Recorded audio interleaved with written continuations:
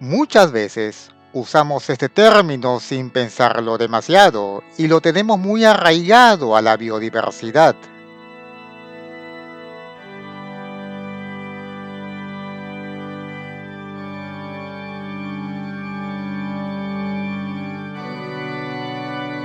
Pero siendo correcto, ¿qué es una especie?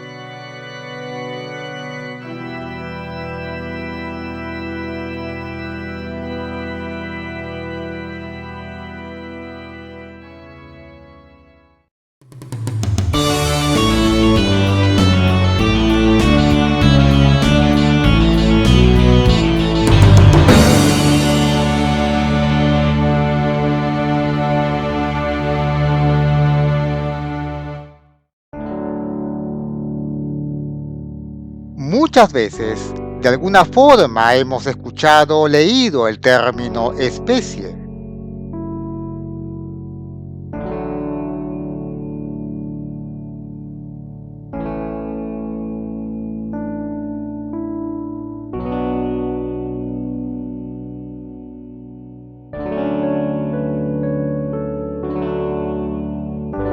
Especies vivientes, especies extintas, especies nativas, especies exóticas invasoras y muchas más. Denominamos a las especies con nombres en latín, griego o latinizado como el estándar en toda la taxonomía.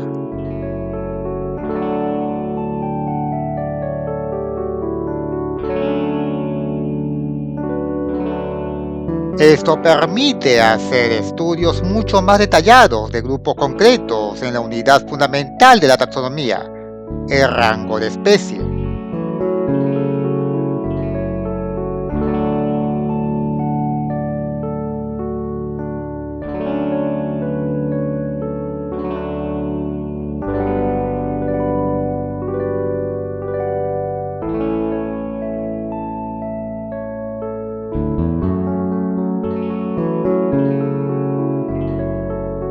Características comunes, hasta cierto punto, definen lo que es una especie, pero existen otros puntos a tomar en cuenta.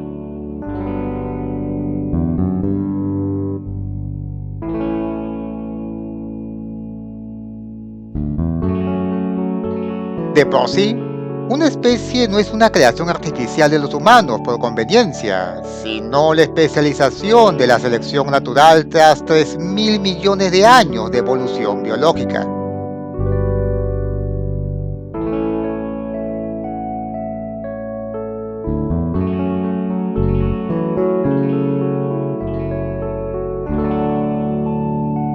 Una especie presenta características similares a otras y únicas que la diferencian de las demás. Tomemos por ejemplo a esta polilla esfinge. Se clasifica desde especie en otras categorías taxonómicas según la cantidad de similitudes con otras. Una especie biológica es una población con características muy similares que pueden reproducirse entre sí y ser fértiles pasando la segunda generación.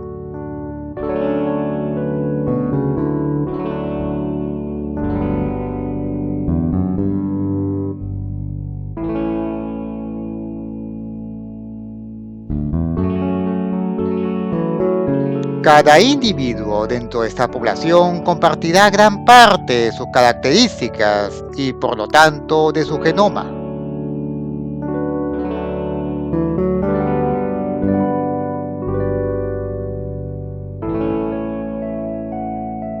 Mientras menos sean las coincidencias, saldrán de la categoría de especie para su grupo inmediato superior, el género. En este caso, Xylophanes chiron y Xylophanes tersa, que constituyen el género Xylophanes, y este, a su vez, la subfamilia Macroglossine, que conforman la familia Sphingidae, la superfamilia Bombicoidea el orden Lepidoptera, la clase Insecta con sus características 6 patas, y los artrópoda, los animales más diversificados del planeta.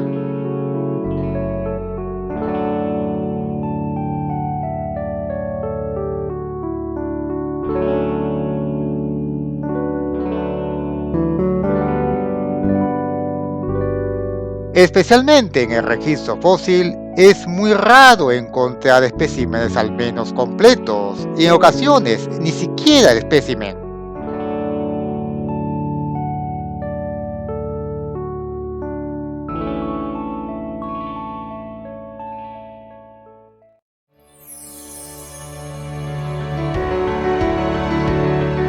Una ignoespecie es aquella que únicamente ha dejado rastros o huellas, como este Diplocraterion javiki.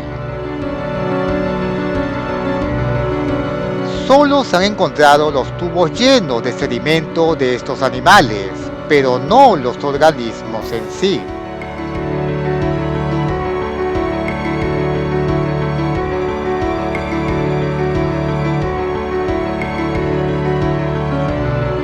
Este tubo aislado muestra la forma en U de los tubos conservados.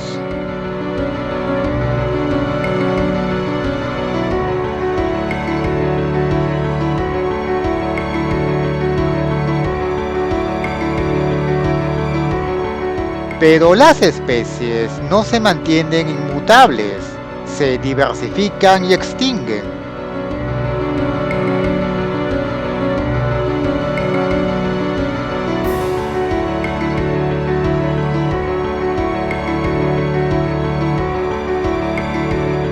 En el mejor de los casos, una especie se diversifica en 2 o más al aislarse las poblaciones o especializarse en alimentación o costumbres diferentes.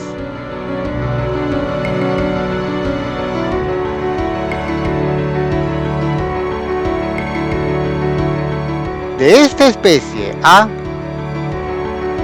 se originan sucesivamente 2, 4, 6 hasta 14 especies diferentes, extinguiéndose sus progenitoras al diversificarse.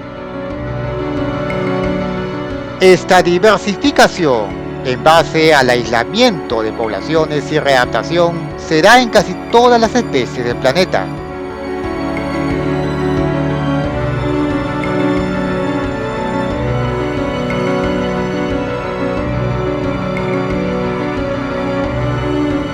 Es tanta la posibilidad de varianza que individuos que aparentan ser una sola especie en realidad son diferentes.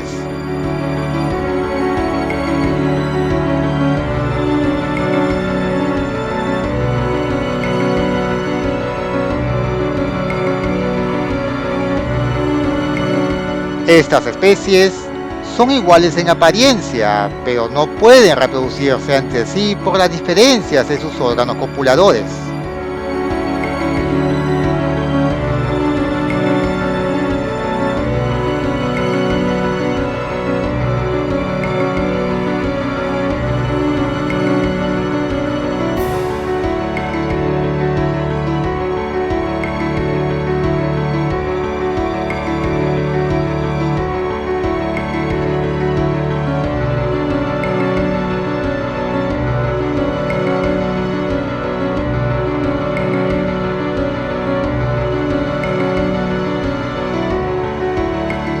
Tomemos como ejemplo a estas 2 polillas de esfinge.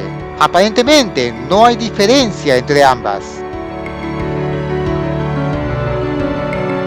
Pero una es Manduca chinchilla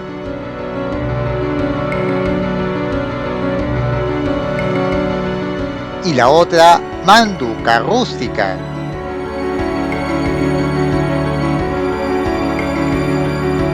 Pero sus órganos copuladores nos dan las diferencias que impiden la reproducción entre ambas.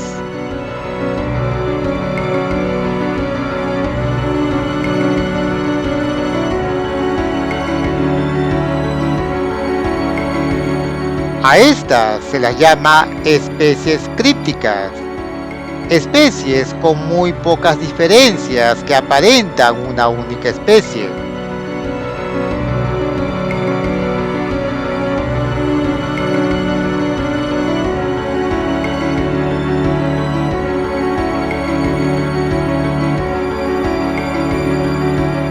En insectos, los Coleoptera, Lepidoptera y Diptera tienden a desarrollar especies crípticas al simplemente tener poblaciones aisladas sin posibilidad de cruzarse.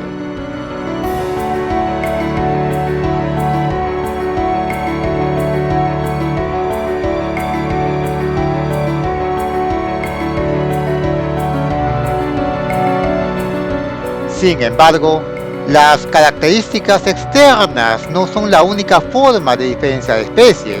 Los mismos individuos deben de elegir a una pareja de la especie correcta y se valen de estrategias mucho más complejas.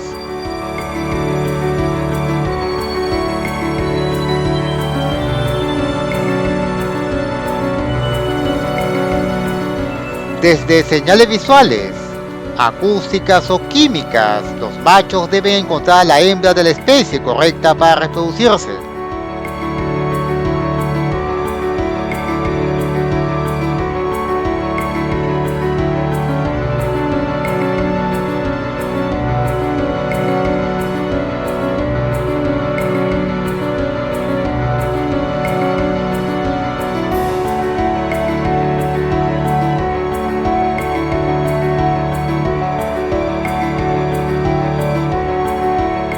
Los animales presentan un sinnúmero de células somáticas, todas ellas presentan las mismas características, un núcleo con un número estable de cromosomas.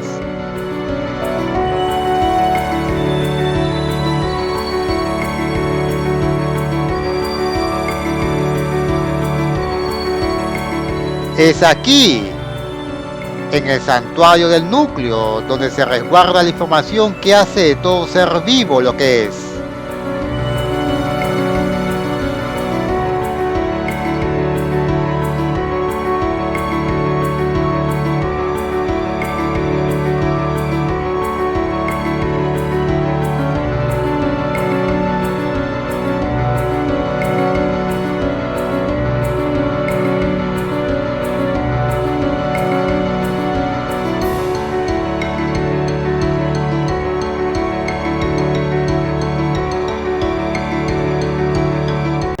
El ácido desoxirribonucleico o ADN es la molécula que contiene toda la información genética para hacer cualquier ser vivo de la Tierra, dependiendo del código genético.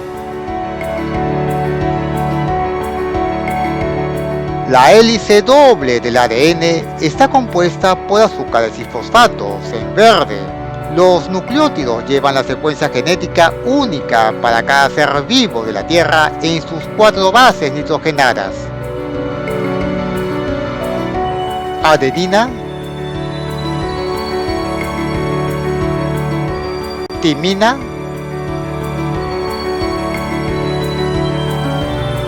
citosina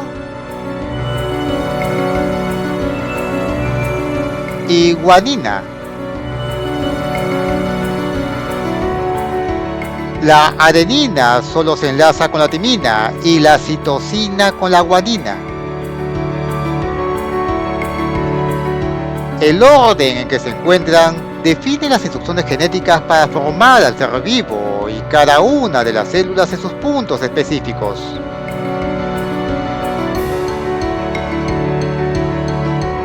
Solo cambiando el orden de estas se genera una mutación y se cambian las instrucciones genéticas.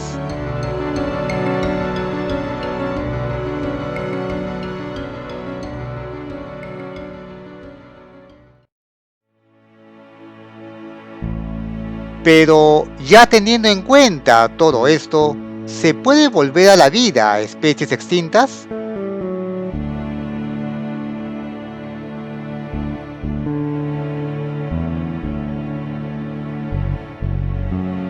La desextinción es un tema que se ha hablado mucho en los últimos años, de cierta forma, corregir los errores que hicimos en el pasado. El encontrar ADN nuclear antiguo de más de 15.000 años bien conservado es extremadamente difícil por el mismo proceso de degradación de las moléculas orgánicas.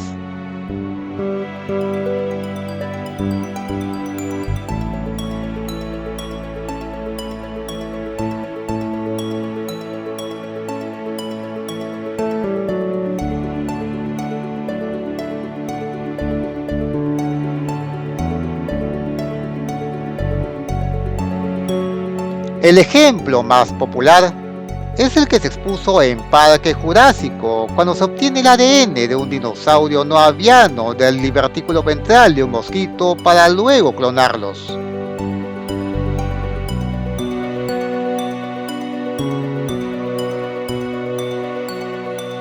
Esta idea, bastante popular, fue una de las primeras en sugerir una forma para devolver a la vida a especies extintas, una curiosa forma de corregir los errores del pasado.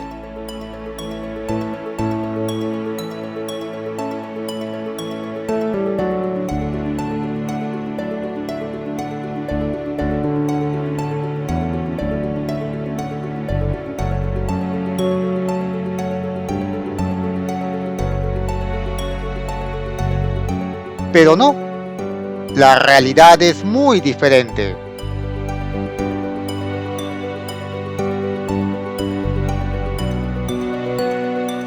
Un mosquito hembra no es una cápsula estéril diseñada para evitar la degradación de la sangre, más bien la sangre es el alimento del insecto. Las glándulas salivares inician el proceso de digestión, además de anestesiar la zona de la picadura para que sea inadvertida. En el divertículo ventral se inicia la digestión de la sangre antes de pasar al intestino medio. Es aquí donde se elimina el exceso de líquidos, aprovechando solo las células sanguíneas.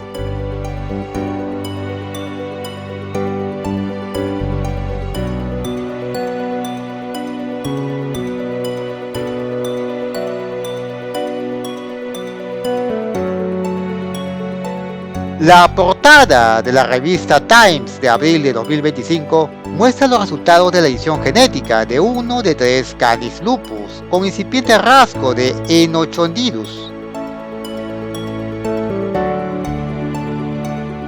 Pero no es desextinción. Para ello se necesita un proceso mucho más largo, con el inconveniente de que solo pueden trabajarse con el ADN nuclear. El mitocondrial, exclusivo de la rama materna, no puede ser manipulado, por lo que es como reconstruir paso a paso desde cero una especie extinta.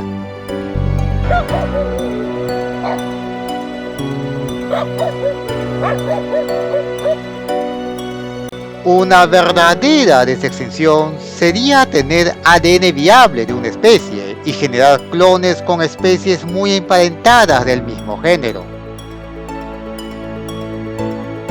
Y no tener un único individuo, sino una población que pueda autosustentarse y generar variedad genética.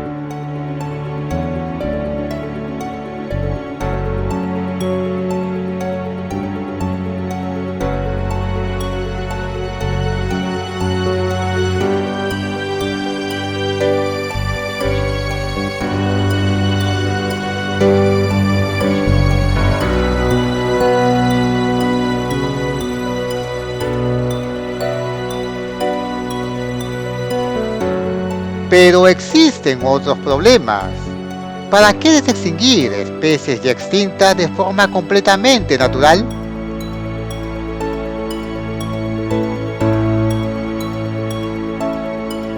¿Para qué desextinguir una especie cuyo hábitat ya desapareció hace siglos?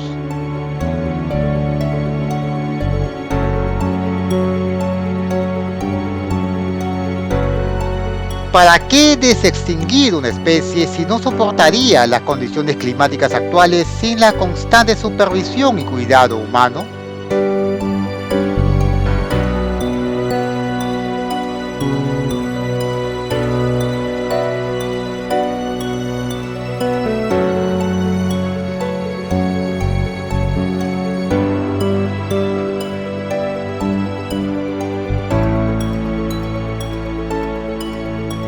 La desextinción es todavía una propuesta bastante elaborada, pero por ahora nadie ha tenido éxito.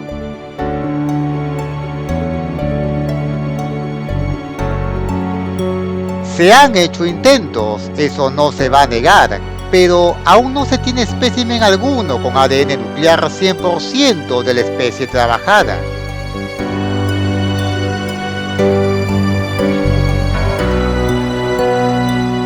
Y no debe ser considerada como una herramienta para justificar una extinción deliberada por motivos netamente socioeconómicos.